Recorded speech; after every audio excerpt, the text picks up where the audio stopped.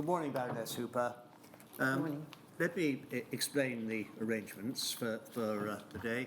In a moment or two, Mr. Hill will start asking you some questions. That will be after Mary will have asked you to take the oath. You may sit or stand for the oath, whichever you're more comfortable with. You're addressing not just the audience you see in front of you and the lawyers who are to your left, but beyond this room, you will be talking to a wider audience who will be watching the proceedings on YouTube or live stream. And that will probably number in 3 figures. Mary. I think I'll stand up. Please state your full name. Gloria Dorothy Hooper. Take the book in your raised hand and repeat after me. I swear by Almighty God I swear by Almighty God that the evidence I shall give that the evidence I shall give shall be the truth, shall be the truth, the whole truth, the whole truth, and nothing but the truth. and nothing but the truth. Thank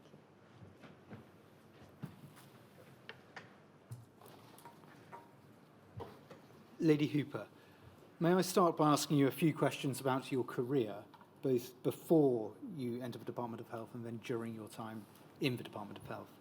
Is it right that you trained as a solicitor and became a partner at Taylor and Humbert, the firm as it was then? Correct, yes. What was your area of practice? I practiced in the corporate department and did mainly international work because I speak some languages, and Spain in particular was a country in which we had a lot of clients with investments or interests. From 1979 until 1984, you were a member of the European Parliament for Liverpool, is that correct? Correct, yes. Then you became a life peer in 1985.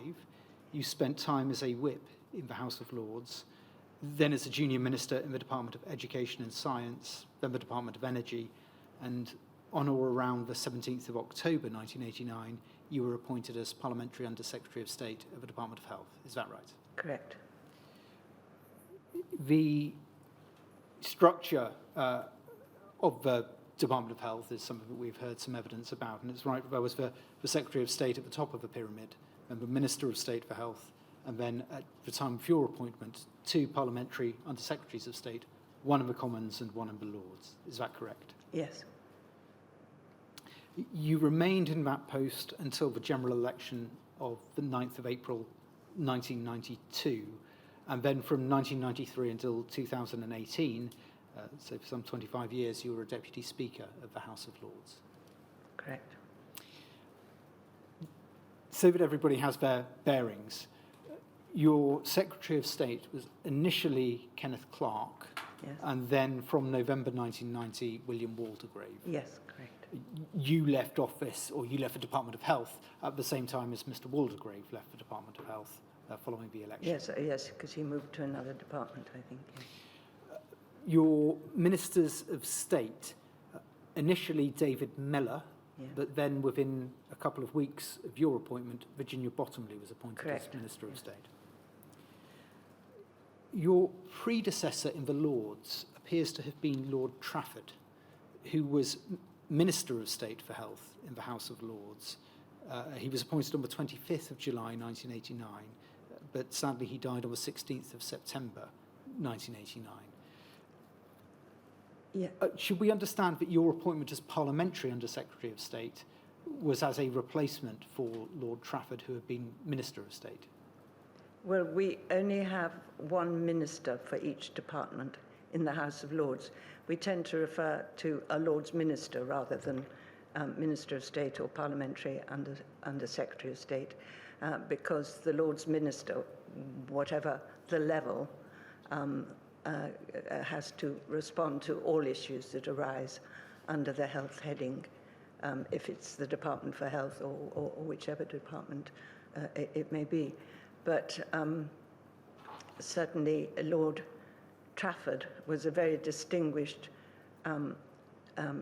consultant himself. He had a wide medical background. He'd been involved in the terrible incident of the Brighton bombing at the Conservative conference.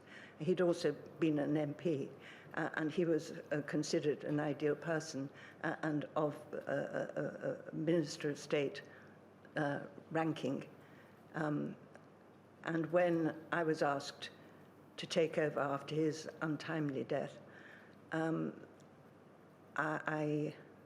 going on now. Perhaps you please do. Yes, I confessed that I had no medical background and so on, but also at the time, the leader of the Lords, who was then Lord Belstead, said that he had wanted to make me Minister of State, but they only had room for one additional Minister of State in the Lords as the Lords Minister, and that had to go to somebody else.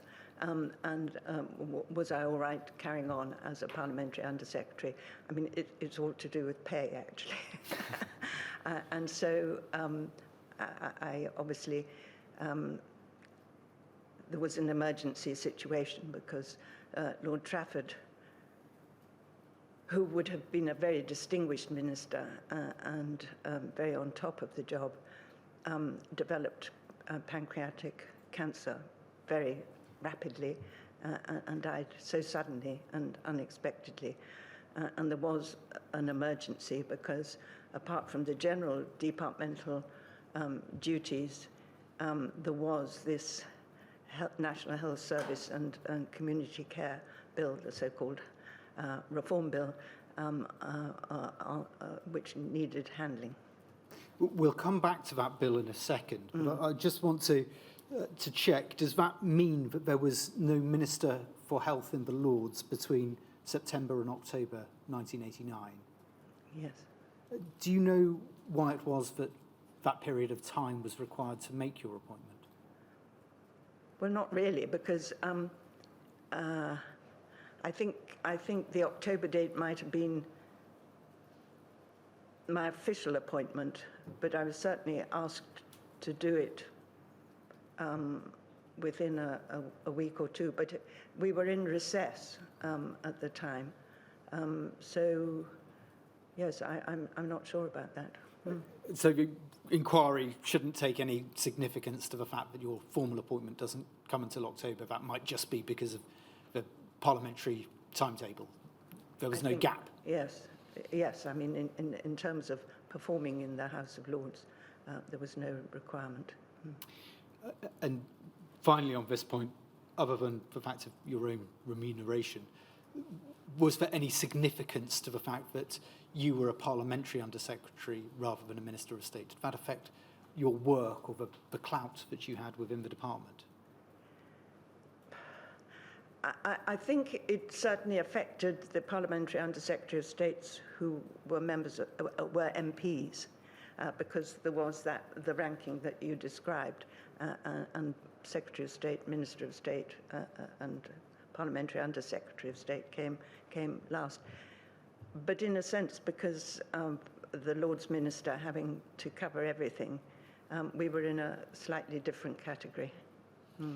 The Parliamentary Under-Secretary of State in the Commons, just to complete the list of personnel, Roger Freeman was in post when you arrived, and he was succeeded by Stephen Dorrell in May 1990.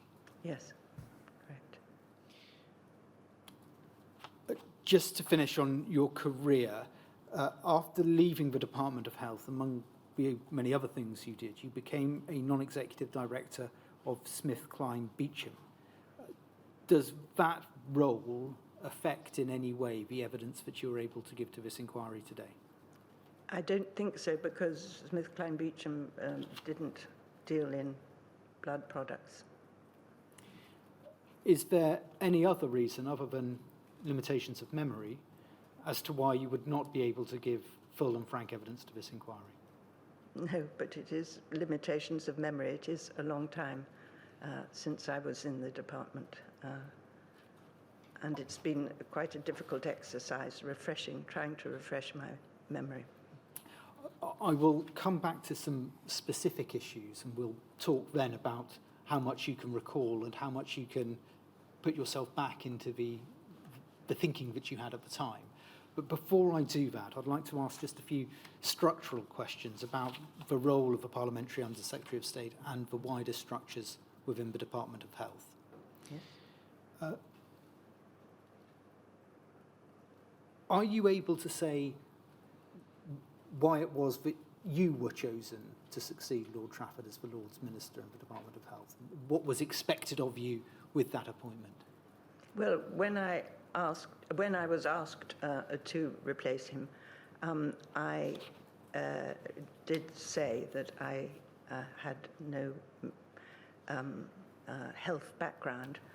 I hadn't worked in that area. I'd been very fortunate not to have anybody in my close family who suffered any chronic illness or anything of that sort. Very sadly, subsequently, both my brother and my sister died of cancer, or had terminal cancer, I should perhaps say. And then I was able to understand how the NHS worked at its best from a patient's point of view. But sadly, when I entered the department, I didn't have that personal experience.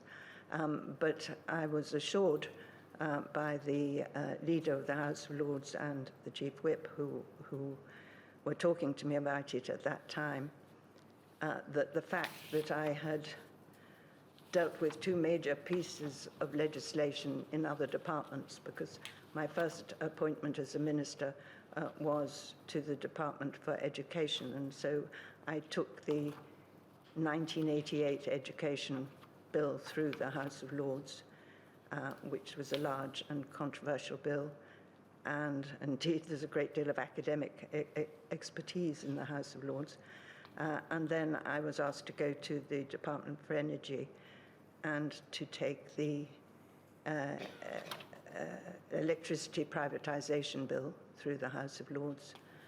And that was also a very interesting job. And I would very much have liked to remain in either of those two departments to carry on and implement. But we had a shortage of ministers or places for ministers in the House of Lords. Not every department, although each department that has a minister only has one minister. Some departments don't even have that, and it's the government whips in the House of Lords who actually deal with questions or debates, having briefings from the departments concerned, but not necessarily the background knowledge that comes from being a member of the team in any given department. So it was on the basis of my being able to manage legislation in the House of Lords rather than my background, general knowledge of health, that I was appointed.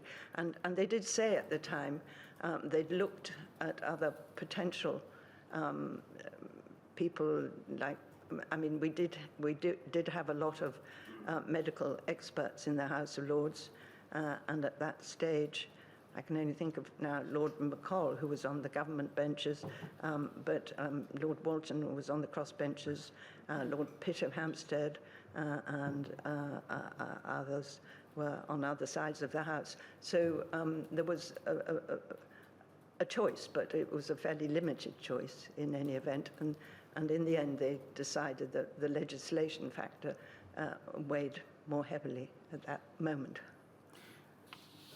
Did you receive any training when you arrived at the Department of Health in terms of your duties, what was expected of you, anything beyond the standard briefings that you got? Not really. I think I went in at the deep end and remember almost my first day in the office. In those days, the Department for Health was in Richmond House, but I can remember having to go and speak at a conference at one of the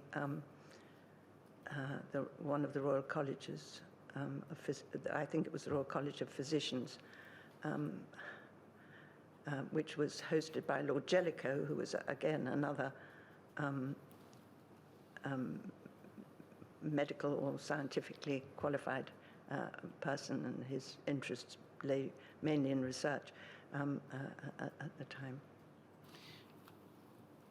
The health reform bill, which you were invited to steer through the Lords, later, as you said, became the National Health Service and Community Care Act of 1990, a very large and controversial piece of legislation. I'm not going to ask you to go through it in any way now, but there is one point from it which will arise later in the evidence. So I'd just like a brief headline summary, if it's possible, of what that bill did in terms of creating the internal market within the NHS.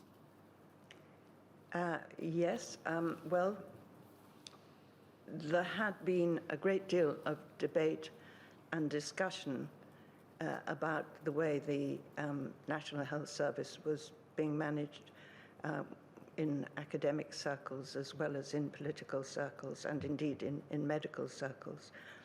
The concept of the internal market, or the aim of the internal market, was to make the National Health Service more businesslike and more responsive to patients' needs. And I think the two perhaps best examples of that was the creation of GP fund holders, GPs with, I think it was a certain number of patients. I think it might have been 11,000 patients or something like that, could opt to become fund holders and therefore manage their own budget, which I think there was always a bit of a battle between GPs and clinicians and consultants who worked in hospitals, or perhaps I should just say hospital doctors. So that gave GPs a certain amount of independence and the ability to use their fund and contract with a hospital of their choice.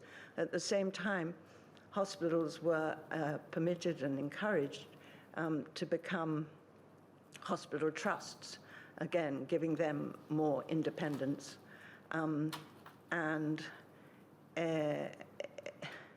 Instead of the being clinician-run, perhaps, and in thinking thinking back, I remember a series of films about Doctor in the House and with James Robertson Justice parading around a hospital, leading a team of other doctors, and really showing that it was they who ran the show. But as a result of the reforms, there was an appointment of a manager in the hospitals to run the administrative side and do the contracting. And the contracts enabled both hospitals and GPs to outline the details of price, the actual services to be provided under the contract. And I think a bit of the jargon at the time was that money followed the patient.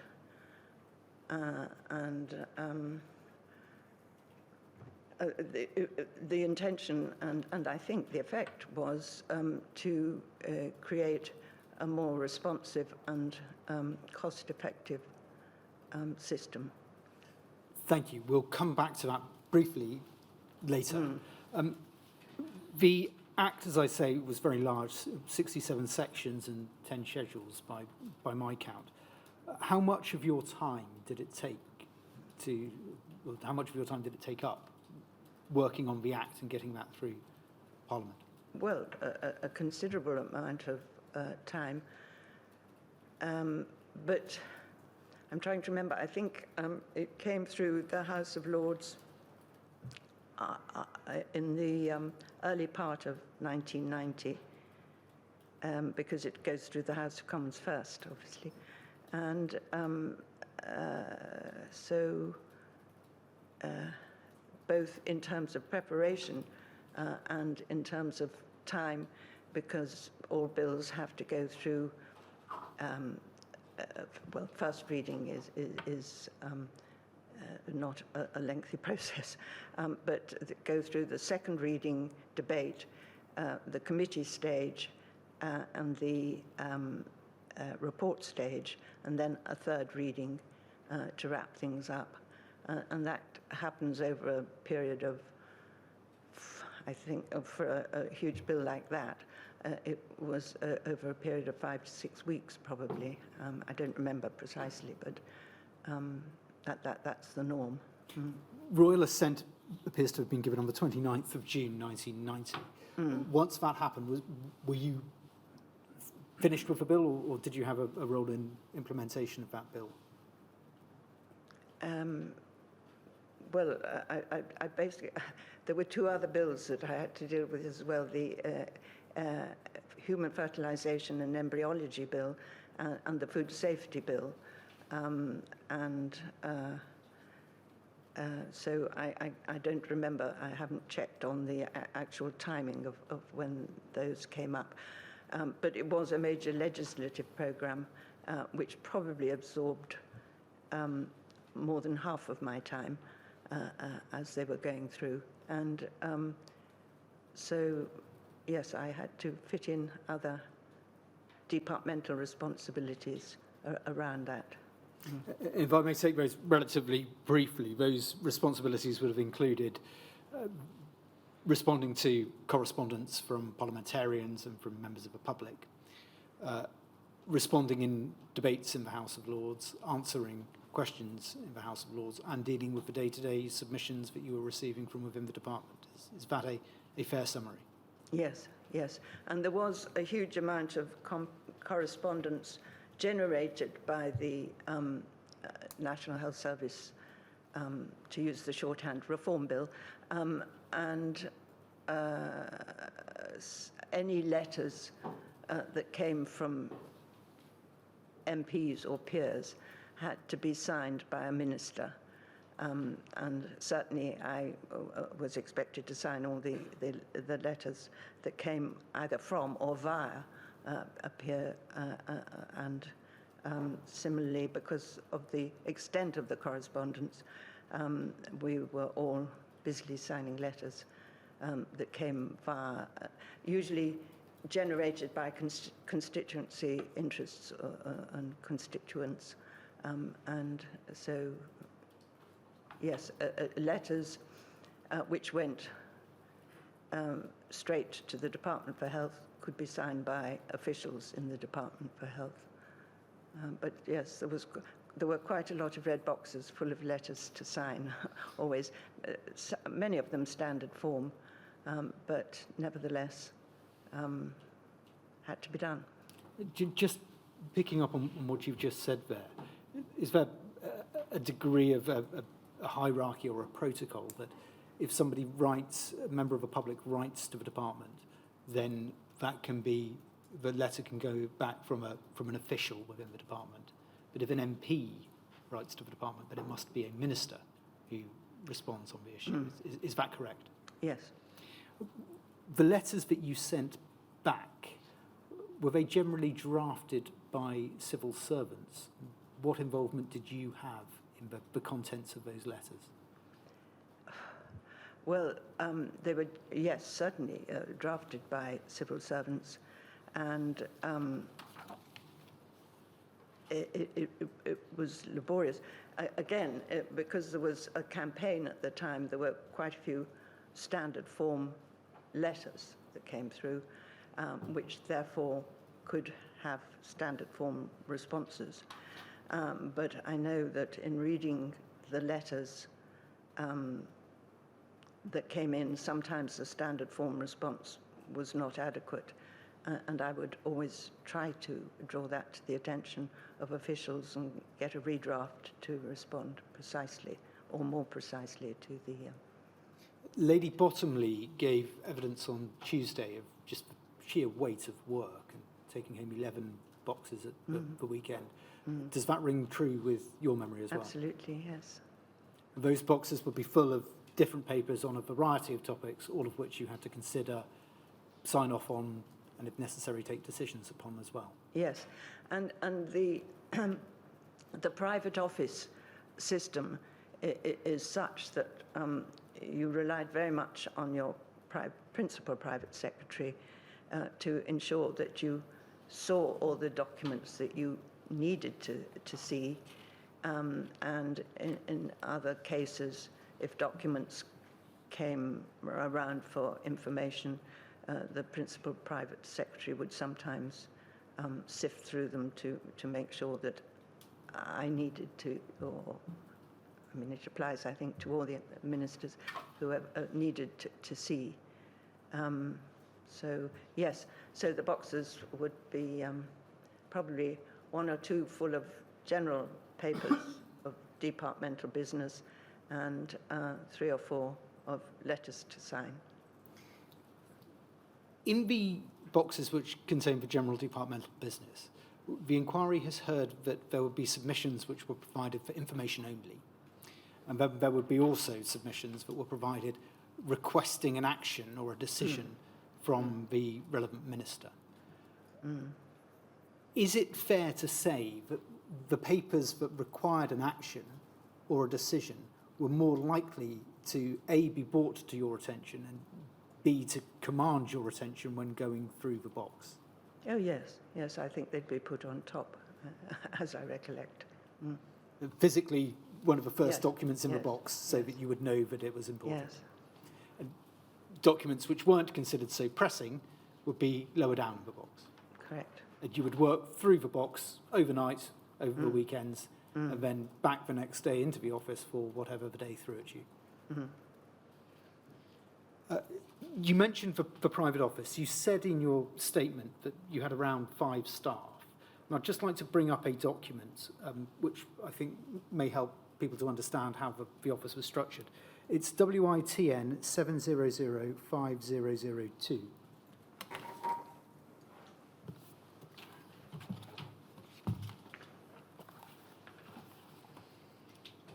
We can see here that it is from Anne Burnett, PS, stroke PSL. So that's Private Secretary to the Parliamentary Under Secretary of State and Lords, so your Private Secretary. And it's sent to branch heads and section heads. It's dated the 2nd of October 1991. And I think that you explain in your statement that this is Ms. Burnett taking up that role as your principal Private Secretary and informing the department about how the structure is going to work. Is that a fair summary? Yes, I mean, she was the third person. The first private secretary, principal private secretary I had was Liz Baldock, who they were all excellent, but Liz I found particularly helpful because she'd had a long background in the Department for Health, and she'd been in the department when Lord Trafford was there for just his few months, and so that was very useful as a start. And Mary Dovegar was her deputy, so she became the principal private secretary subsequently, and Anne came in towards the end. But yes, I think she's. It looks as if she put it all quite well. Oh no, good. She's listed there the various responsibilities, although they're not all there.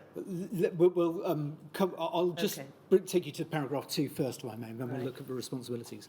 So paragraph 2 says, following the summer break, the Parliamentary Under Secretary of State of the Lords would like a note updating her on current issues on the subjects that she has responsibility for. Could I have this by the 14th of October, please? So is that an example of you saying, I would like some information, it goes to your principal private secretary, she disseminates it through the department, gives them a date, and you would expect the notes to be provided by that time. Yeah. Then the domestic issues, this is helpful to show both how the office was organised and the range of responsibilities you had. The note says that the subjects are split between Alison Herbert and Miss Burnett herself. And the split is then given in the note. private secretary should receive papers and submissions on disablement services, including younger physically disabled, dental services, ambulance services, blood products, private health sector, voluntary sector and Section 64 grants, research, international health matters, including the European Community. The assistant private secretary should receive papers and documents concerning the elderly, NHS services for children, including prevention and health promotion, including nutrition and smoking, drug and alcohol abuse, inner cities, and hospital security. That is the range of responsibilities for which you, as minister, held the portfolio. Is that right? Yes, yes. I mean, the inner cities point was not specifically health related. It was the Michael Heseltine initiative to attempt to get a bit more joined up government going on inner city issues, and it involved I had Nottingham and Leicester particularly to visit, and obviously I was particularly interested in their health issues, but I mean it covered other social and other sort of issues. But fair to say, Right. a very wide-ranging brief, topics not necessarily interrelated with one another. And that's all when the legislation was going on as well. I mean, it was a very busy department, and I think it's always been known to be a very busy department. And when you were saying that Virginia Bottomley had referred to taking boxes home at the weekend, one took them home every night as well. I think Lady Bottomley was saying it was 11 at the weekend, Yes, but then okay, also okay, one those or two at or night three. as well. Sorry. The sheer weight of work, as you have said, made you very reliant upon the quality of the briefings that you received from your civil servants.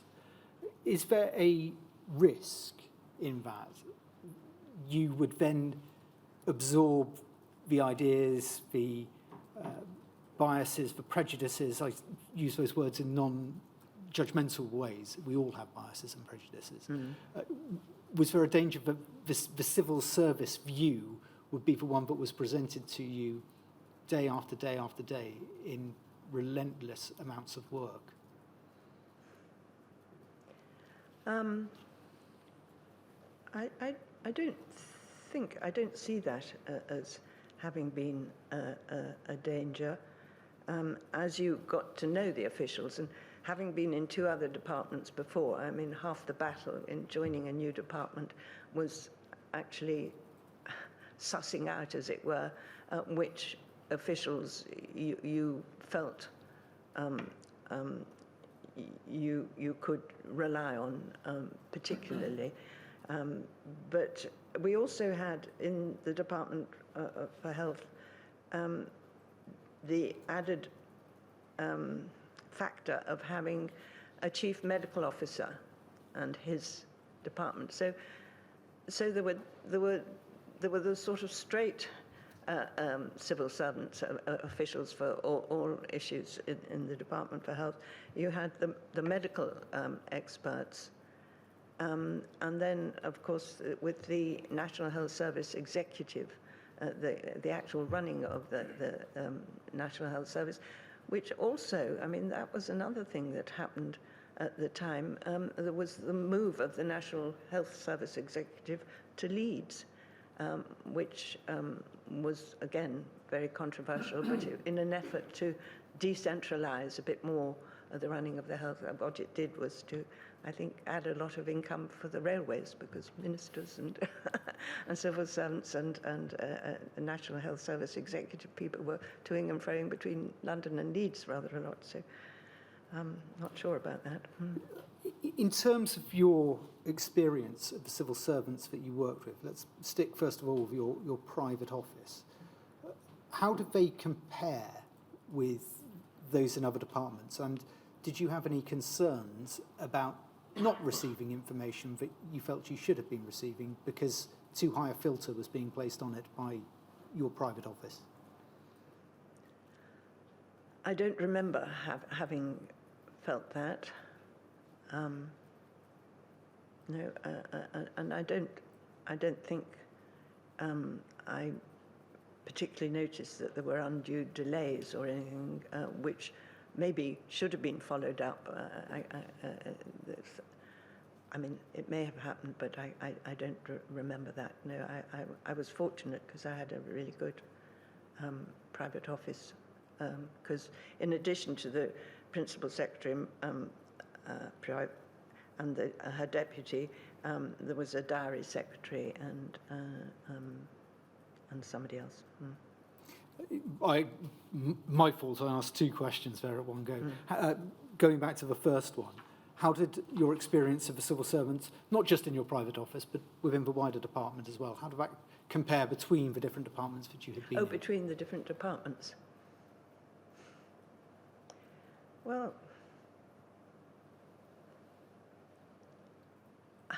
I suppose because in each department I was in, where there was an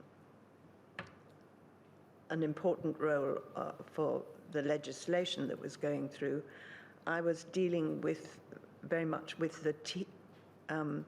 the bill team in each case, and they were very switched on in terms of their particular subjects. So I wouldn't suggest at all that there was, I mean, there were different people and there were different subjects in each department, but I think they were all motivated. Something I learned from being a minister was there is a strong feeling of giving public service within the civil service. I remember going back to the Department for Education, somebody in my office, his father and his mother had both been civil servants, and he said he felt that element of public duty or public service was very important. Did you set any criteria for what it was that you expected to be brought to your attention as a minister? Or were there any such criteria in place? Well, I think,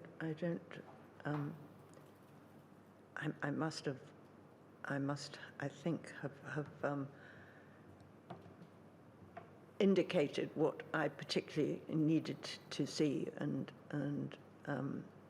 have briefings on. But I don't remember sitting down and saying, you must do this, this, this, and this. No.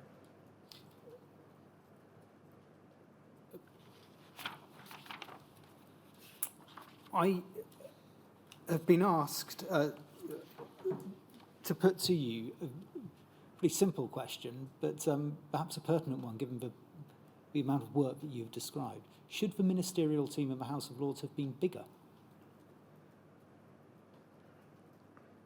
It would have been very nice, yes. But I mean, I did have support from the whips. I mean, the way it works is that one of the government whips, and as a government whip, I had actually been allotted to the DHSS, as it was in those days, when Baroness Trumpington was the minister.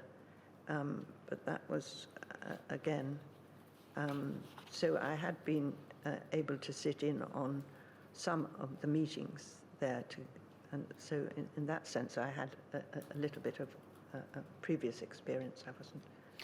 The whips, as I understand it, would help with the parliamentary business, but Yes. the whips wouldn't be able to assist with the departmental papers that you were receiving. No, absolutely. It was only in terms of if for any reason you couldn't possibly be there to answer a question which had come up unexpectedly, or if even in dealing with the legislation, if there was a less controversial bit, one of the whips could step in, because sometimes you were there from 2:30 to midnight on a fairly regular basis. So going through the committee and report stages of a bill. When you left at midnight, you would have some red boxes to take home with you, would you? Yes. Just a couple of other questions, relatively brief, I hope, on your responsibilities. You describe in the statement, and we've heard this from Lady Bottomley as well, but there seems to have been some confusion in the written record about who had responsibility for pharmaceuticals at different times. I won't go into the ins and outs of that now, but looking back, do you think there was any confusion at the time about who was responsible, or is it just a case that we don't have the full written record? I certainly don't remember having any discussion about it or it being raised at any. I mean, I have seen in the. I think I've referred to this in my written statement. I don't think I had anything to do with pharmaceuticals, except in the general sense that at perhaps ministers' meetings or something, somebody would raise an issue, or indeed if there was a question raised, I suppose. But I don't have any recollection of that. But that would be part of your wider responsibilities as the sole Lord's Minister. You mentioned the meetings there. Lady Bottomley talked about the top of the office meetings, which I think you also recall.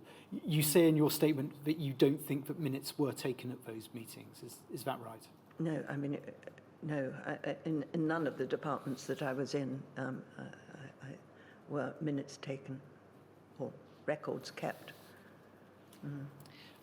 Finally, then, on your responsibilities, one of the areas that you had responsibility for was interactions with the EU Council of Ministers.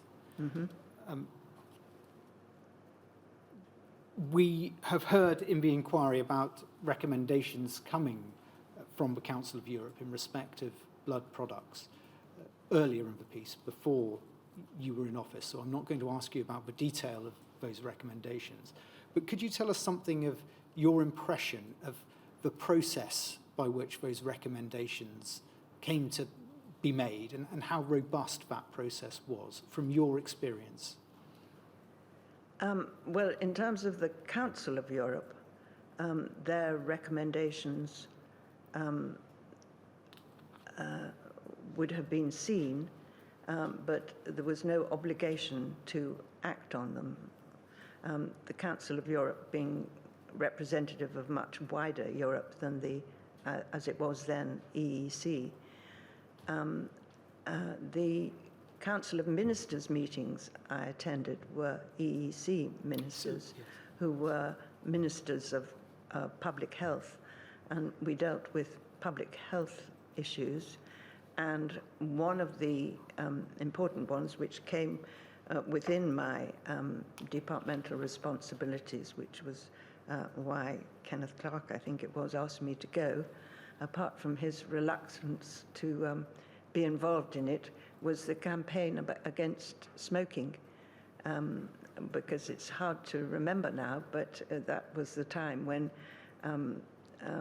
people were still smoking in restaurants and pubs and so on.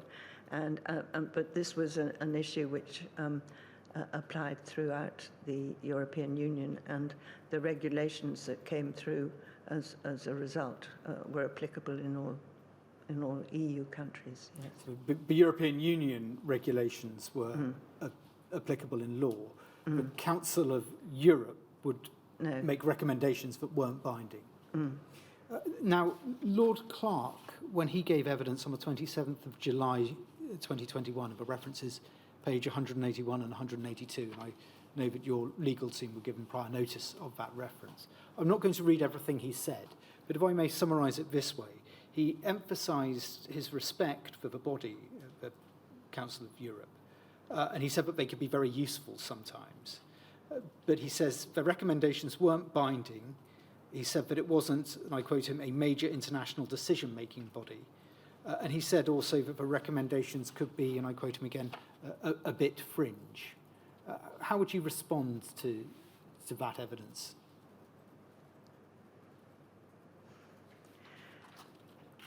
I think that,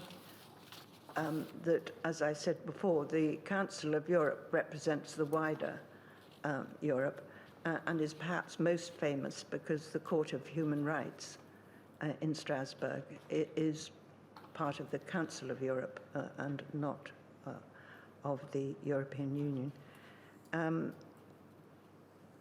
And I suspect that it was more a case where the Council of Ministers met. I subsequent to 1992, became a member of the Parliamentary Assembly of the Council of Europe. And there we could produce reports and recommendations, but equally the Council of Ministers was a forum where if we'd had something that we wanted to press for and to encourage international cooperation, it was a good forum for doing that. But again, it wasn't binding upon anybody. And similarly, if there was an issue being discussed which was not of immediate interest in this country, I suppose what Kenneth Clarke has said applies, yes. I'd like to turn to the Chief Medical Officer and the deputies to the Chief Medical Officer. How much access did you have as a minister to the Chief Medical Officer? Well, if I wanted to talk to, I think Sir Donald Aitchison was the Chief Medical Officer when I started, and then it became Sir Kenneth Cowman. That's right. And if I wanted to talk to them about anything, I could ask. They were very approachable. I don't think there was any difficulty. Added to which, at our morning meetings, I think at least once a week, we had the CMO and his deputy present at that meeting, as far as I can recollect, and the Chief Nursing Officer. If then the Chief Medical Officer or the Deputy Chief Medical Officer had wanted to raise with you an important point about blood products, then there was an opportunity for them to do so in the top of the office meetings. They could also have sent you a submission. There was no inhibition. Absolutely, yes, yes.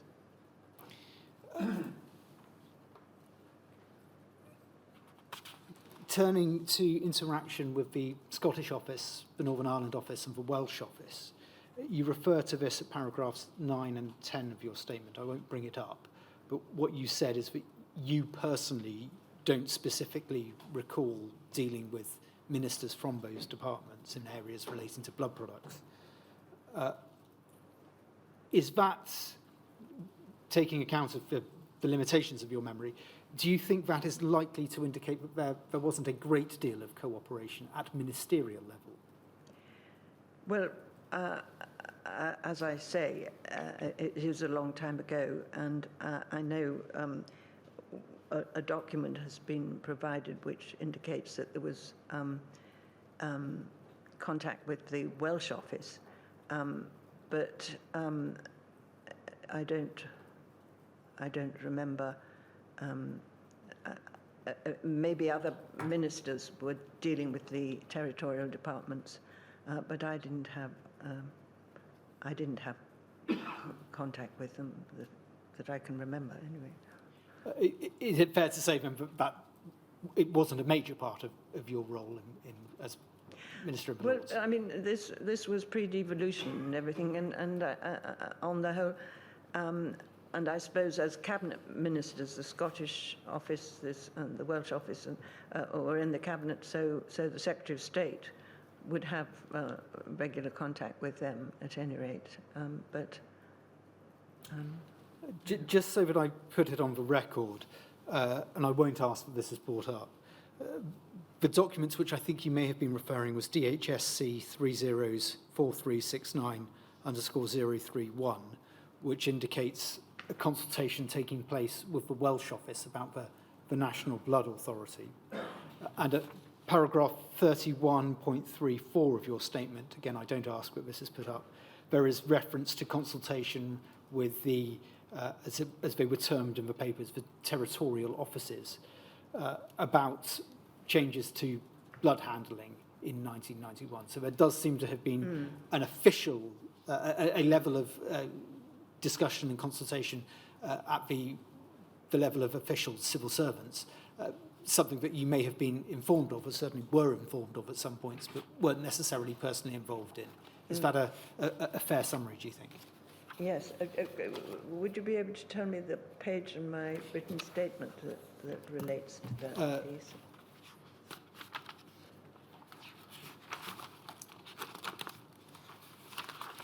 It's page 65, the bottom of page 65. Perhaps if we bring it up on screen so everybody can see what we're talking about. WITN 7005001, page 65.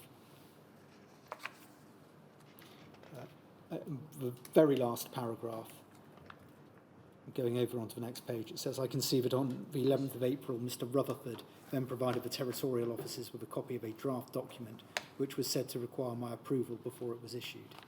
It says, the note explains that the second generation tests were undergoing evaluation and it was unlikely that routine testing could be introduced before the 1st of September 1991. The context of that is that it is a document about the introduction of blood handling charges, and the reference to the second generation tests are to the screening test for hepatitis C, a topic to which we will come later. But that would seem to suggest that the officials within your department are coordinating and consulting with their opposite numbers in the Welsh office, the Northern Ireland office, and the Scottish office, and that you were being kept informed of that, but it wasn't a minister-to-minister type of contact that was required, at least on that issue. No, I don't think I can add anything to my written statement. No. Let's turn then to some of the specific issues with which you dealt at the time.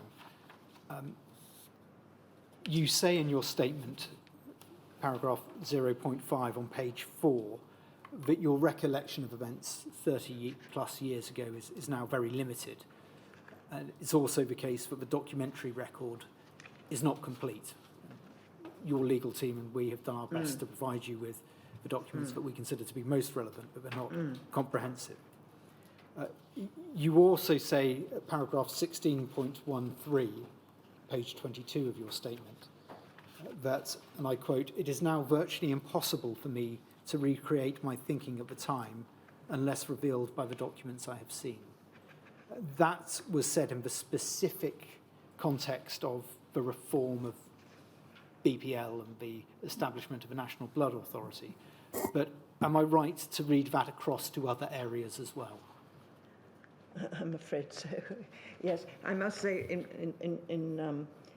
in preparing the written statement, and since having looked again at the documents that were involved, it has jogged my memory a bit. So I feel more familiar with the documents and so on than at the time of writing this written statement. We will keep that in mind. No, so I will try, if I can, to supplement whatever I've said in the written statement because of that. Yeah. We'll keep that in mind as we go through.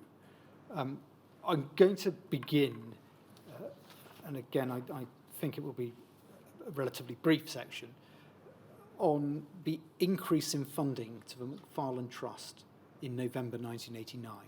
That's something, if you just wanted to have it to hand, it's page 29 of your witness statement. We've explored this in some detail with Mr. Mellor and with Lady Bottomley and with Lord Clark, so I'm not going to take you through all of the papers. What you record in your statement, if I may summarise it this way, is that a review of the papers that were provided to you suggests that you didn't have any substantive involvement in the decisions that led to the increase in funding to the McFarlane Trust in November 1989, that the information that was being provided to you was being sent as a courtesy to your private office to keep you informed. Is that correct? Yes.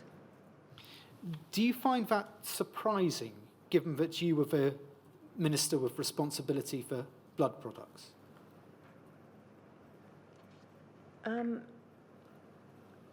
Well, I think the negotiations with the Macfarlane Trust had been going on before I arrived in the department, and it was very much more for perhaps the Secretary of State and Minister of State who had to deal with the Treasury about any additional funding. I was not involved in funding issues. But I mean, I was copied in, so I mean, I was not. And again, it may have been a subject that was discussed at our ministers' meetings in that. So I mean, I didn't feel excluded from it, if that's what you mean. But at this, and I felt very sympathetic, obviously, in terms of if there were any possibility to do more, but it was not. It was not, I think, for me to be involved in the negotiations. Lady Bottomley, in her evidence, said that it got escalated up to the level of a Secretary of State because if you are dealing with another department, particularly with the Treasury, then it is better that is done through the Secretary of State rather than a junior minister. That's something with which you would agree? Absolutely, yes. That's what I was trying to say, actually. But for that reason, I won't ask you any more about that issue, and we'll turn instead to the settlement and the conduct of the HIV litigation, which continued through 1989 and 1990. This is at pages 34 to 39 of your witness statement.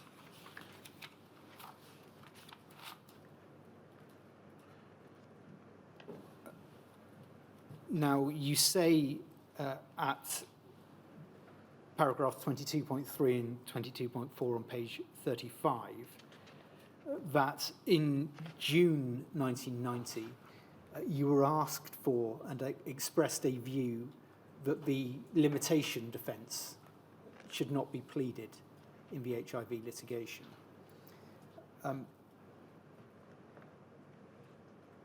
sorry, which paragraph was it? That's 22.2 and 22.3.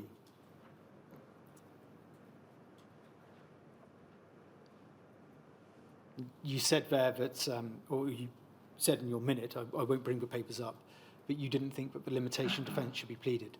We've heard elsewhere that Mrs. Bottomley and Mr. Clark, as they then were, disagreed and their views ultimately prevailed. Now, other than on that issue, it appears that you were not closely involved in how the litigation was run, nor in how it was ultimately settled in November and December of 1990. Firstly, is that a fair summary of the facts?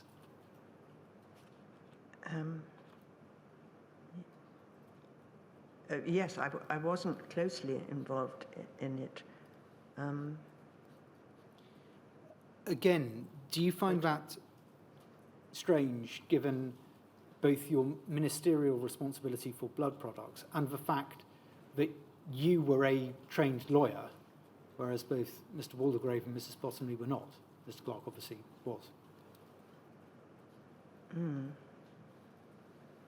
Well, I don't remember feeling it at the time. And looking at it now,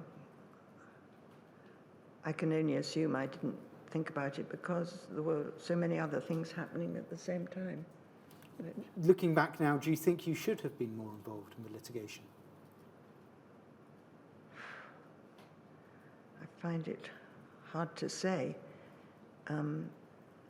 because although I have a legal background, it was not in the field of litigation, so that was not something I would have felt I had a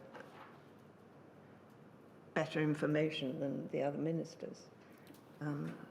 Just so that everybody understands that point, lawyers do a wide range of jobs, only one of which is litigation. And is your evidence that when you were in practice, you weren't particularly involved in litigation, you did other work instead? Very rarely. I used to call myself a constructive lawyer because I was involved in building up new ventures and creating companies and structures and things of that sort.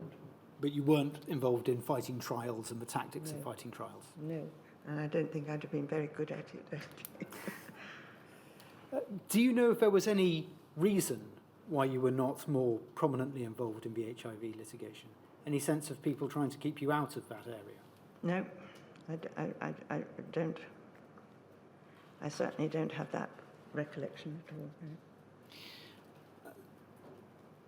Turning then to a separate topic, but related, which is the extension of the payments, financial support, to people who did not have haemophilia, but who had become infected with HIV through blood transfusion, sometimes through the use of blood products, but people who didn't have haemophilia, so who were not covered by the settlement of the initial litigation.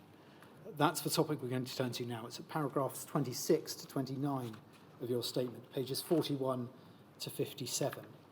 Now, you set out in detail, very helpfully, the papers concerning the department's policy and your role in it.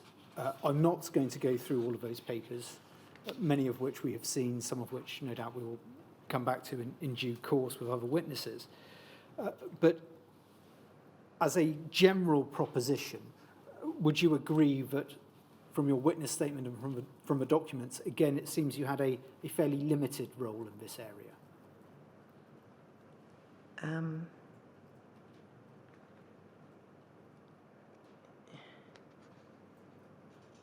Yes, yes, I think I have nothing that I can add to what I said in the statement.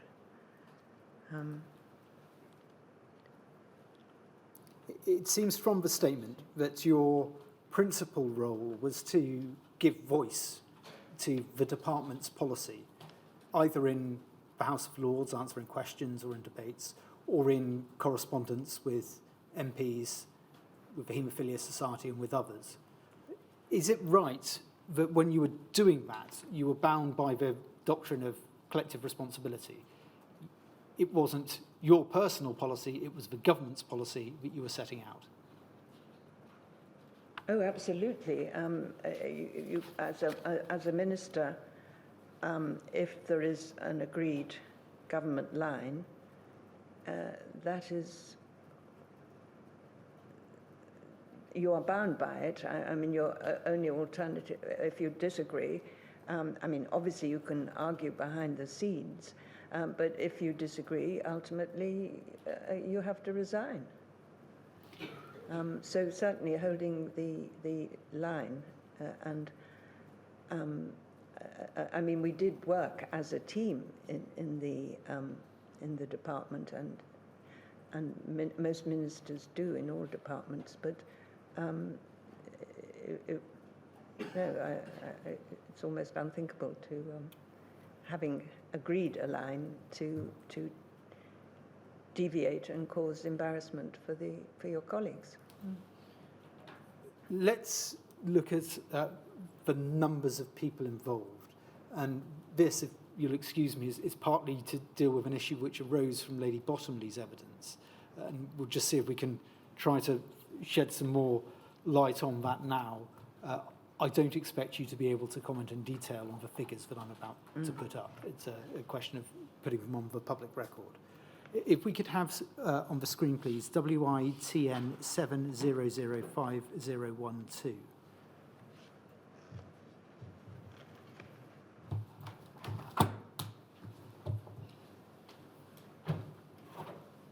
This is a letter to the Right Honourable Cransley Onslow MP, 9th of March 1990.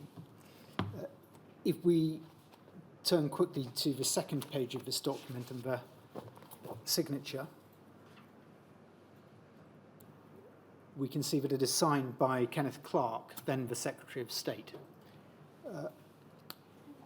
Is it the case that because Cransley Onslow was a Privy Councillor, as denoted by the fact that he's the Right Honourable Cransley Onslow rather than the Honourable, a Privy Councillor would get a reply from the Secretary of State? That was just the protocol. Yes, that was part of the convention, yes. MPs have to do with junior ministers, and members of the public get officials. The second paragraph contains the same information that was contained in a letter that we looked at with Lady Bottomley, but Lady Bottomley, Mrs. Bottomley, she then was, signed. And the reason for doing this is just to bring up the discrepancy that the chair noted. What this says is, the position at the end of January 1990 is that there have been 101 reported cases in England and Wales and Northern Ireland of an individual becoming infected by HIV as a result of a blood transfusion.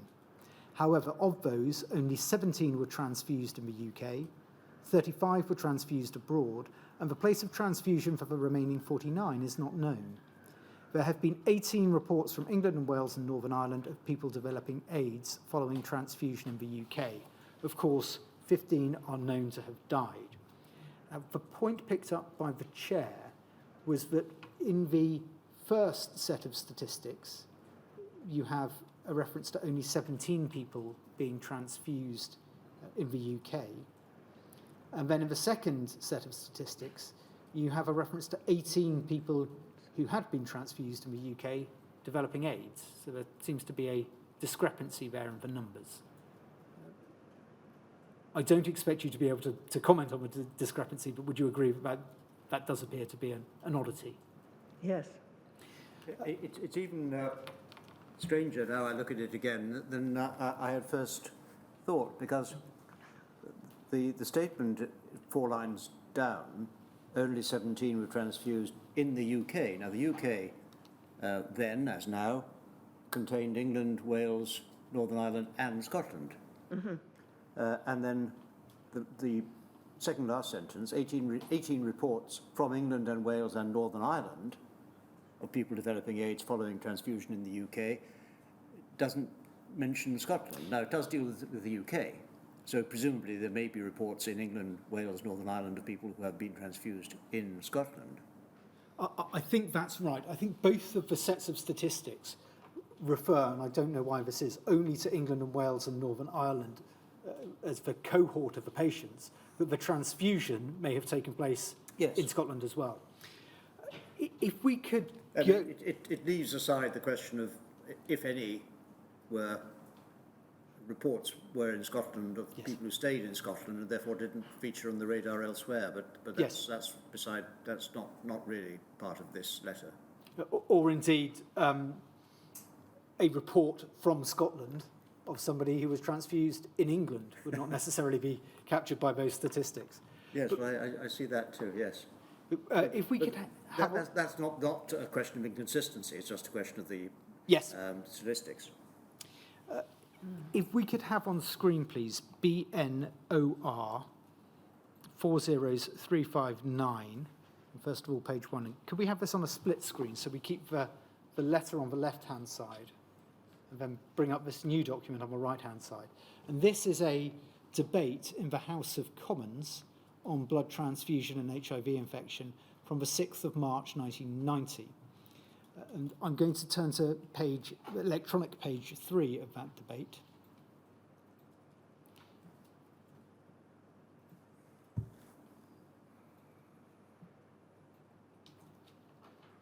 And then the paragraph on the right-hand column starting, HIV was identified in 1984.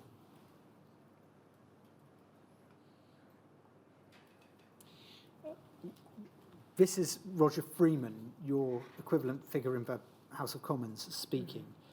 And he said this in the debate: HIV was identified in 1984, and since 1985 we have screened blood in the United Kingdom. We all have great sympathy, of course, for those people and their families, indeed for all people who have HIV and AIDS. It is estimated that 113 people in the United Kingdom have been infected with HIV through blood transfusion. Of those, 17 were transfused, we know, in the United Kingdom, 35 were transfused abroad, and for the remaining 61, the place of transfusion is unknown. According to a completely different source of statistics, including some overlap, the numbers of reported AIDS cases among transfusion recipients are 21 transfused in the United Kingdom, of whom 15 have died, and 26 transfused elsewhere, of whom 17 have died. It may be that some of the deaths are attributable to the patient's original illness and not to AIDS. Now, I don't seek to try to make sense of all of these figures, but the relevant section to which I would like to draw your attention, the chair's attention, and the attention of those watching is the sentence beginning, according to a completely different source of statistics, including some overlap. So would you agree that it appears that there are two data sources, whereas Mr. Freeman has explained to the House of Commons that there are two data sources? The letter that went out under Mr. Clark's name doesn't have that piece of information, which may help to explain why there is a discrepancy. Yes, I don't know the chronology of that. I mean, it was the debate before the letter. The debate is actually... The debate's 6th of March. 6th of March. The letter's 9th of March. But just to add a layer of extra confusion, the letter refers to the position as of the end of January 1990. Presumably, that is because the letter sent out by Mr. Clark was one of the pro forma replies that you have spoken about being prepared by officials, which would explain why the same wording appears in Mr. Clark's letter as appeared in Mrs. Bottomley's letter. That may have predated the parliamentary debate on the 6th of March 1990, at which point Mr. Freeman presumably would have received some updated figures on the numbers, which is why he says that it's estimated that 113 people have been infected, whereas as of the end of January it was 101. Not that it matters, I think, but the wording of the reply in Parliament talks about it is estimated that 113 people, whereas what is in the letter is reported at the end of January 1990. So it may be that there's that being civil service words, if I imagine carefully drafted, if it is, the 12 cases are more conjectural than confirmed, as it were. It's an estimate, Yes. perhaps. I don't know, but the word is different. It is, yes. Would you, from your experience, just final question on this, from your experience, would you have expected care to have been taken by civil servants that the correct word was used by Mr. Freeman in Parliament? That if estimated was a better word to use than reported, then that would have been chosen for a reason? Well, very probably. I mean, my observation, though, is that if a second set of figures was discovered, that it was talked about, it wasn't hidden in any way. I'm not sure how much it adds, but it at least shows that all the information that was available was being stated in Parliament. I'm not sure that we can take the numbers point any further. That was really to try to, I was going to say tie the loose end that was raised on Tuesday, but at least make an effort at tying part of that loose end. Yes, sorry, I can't shed any light on it. Just before we come to our break, the numbers do change in some of the later documents as further reports are produced. But would you agree that we are dealing with a relatively small number of people measured in and around the mark of 100 to 120 rather than a wider group? Yes, it may have been a small number, but each case was 100% horror for the people involved. Yes. So I'm about to move on to another document, and I wonder if that might be a convenient moment. Yes. Well, we'll take a break now until 10 to 12. Now, this is the first break in your evidence. You're giving evidence on oath, and what you must not do is discuss the evidence you have given, or for that matter, any evidence you think you may yet be asked to give, with anyone, whoever that anyone is, but you can talk about anything else you like. Thank you. 10 to 12.